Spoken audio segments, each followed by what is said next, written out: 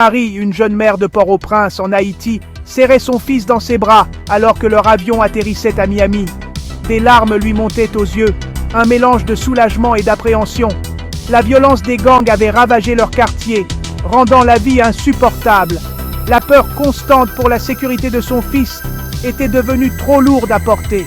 Le programme de libération conditionnelle pour raisons humanitaires, mis en place par l'administration Biden, offrait une lueur d'espoir. Il promettait un refuge temporaire, une chance de travailler et un abri sûr face au chaos qui engloutissait leur pays natal. C'était leur chance pour un nouveau départ. L'histoire de Marie a résonné auprès de milliers d'Haïtiens, de Cubains, de Nicaraguayens et de Vénézuéliens, fuyant la violence, la persécution et les difficultés économiques. Le programme, lancé début 2023, offrait une voie légale à ces personnes pour chercher refuge temporairement aux États-Unis. C'était une bouée de sauvetage pour les familles désespérées en quête de sécurité et d'une chance pour un avenir meilleur. Pour beaucoup, c'était la seule lueur d'espoir dans un océan de désespoir. Le programme de libération conditionnelle pour raisons humanitaires, pierre angulaire de la politique d'immigration de l'administration Biden, visait à répondre à la crise humanitaire complexe qui se déroulait en Amérique latine et dans les Caraïbes. Il offrait un processus simplifié aux personnes originaires d'Haïti, de Cuba, du Nicaragua et du Venezuela pour demander une entrée temporaire aux États-Unis. Les candidats étaient soumis à des vérifications d'antécédents et à un contrôle de sécurité rigoureux, garantissant que seules les personnes ne présentant aucune menace pour la sécurité nationale obtenaient la libération conditionnelle. Ce programme n'était pas un laissez-passer pour entrer dans le pays. Les bénéficiaires obtenaient une libération conditionnelle pour une période de 2 ans, pendant laquelle ils pouvaient travailler légalement et contribuer à l'économie américaine. C'était une solution temporaire, un pont vers la sécurité pendant qu'ils cherchaient des solutions plus permanentes à leur situation difficile.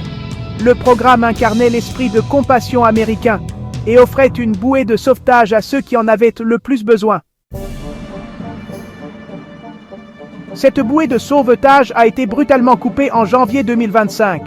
Le président Trump, par une décision qui a choqué les défenseurs de l'immigration et semé la peur dans les communautés d'immigrants, a signé un décret présidentiel démantelant de fait le programme de libération conditionnelle pour raisons humanitaires.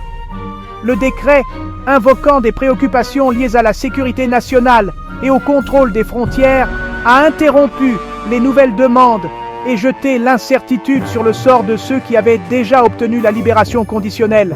L'impact a été immédiat et dévastateur. Des familles qui avaient tout risqué pour atteindre les États-Unis, qui avaient commencé à se construire une nouvelle vie, ont été soudainement replongées dans un cauchemar d'incertitude et de peur.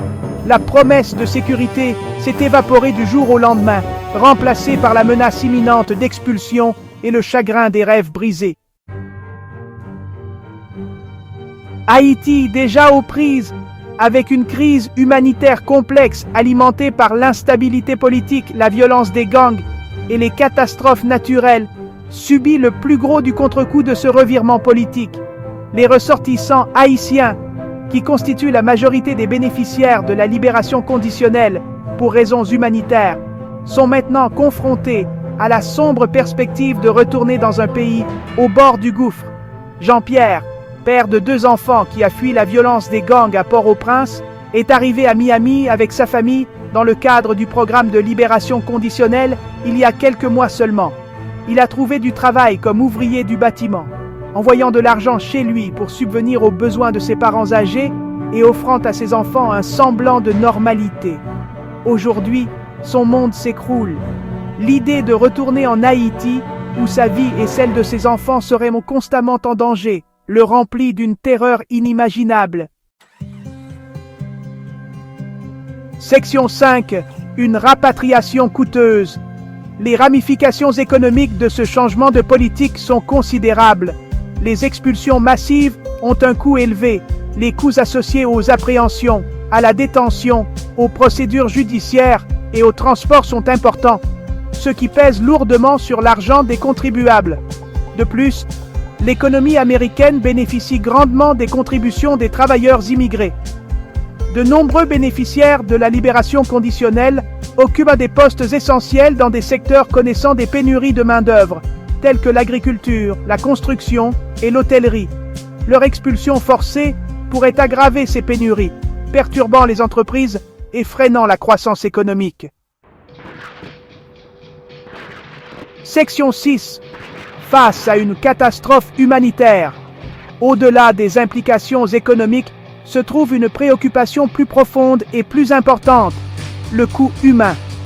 Renvoyer des milliers de personnes dans des pays aux prises avec la violence, la pauvreté et l'instabilité politique n'est pas seulement inhumain, mais risque également d'aggraver une situation déjà désastreuse.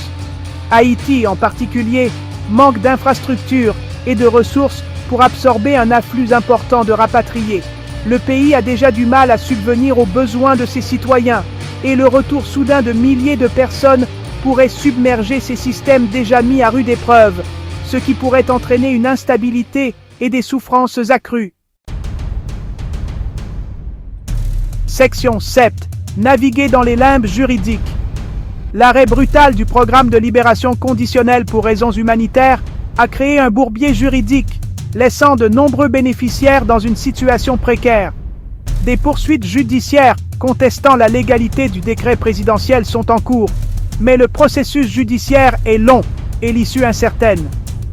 Les distinctions juridiques entre la libération conditionnelle pour raisons humanitaires et le statut de protection temporaire, une autre forme de secours temporaire, compliquent encore les choses.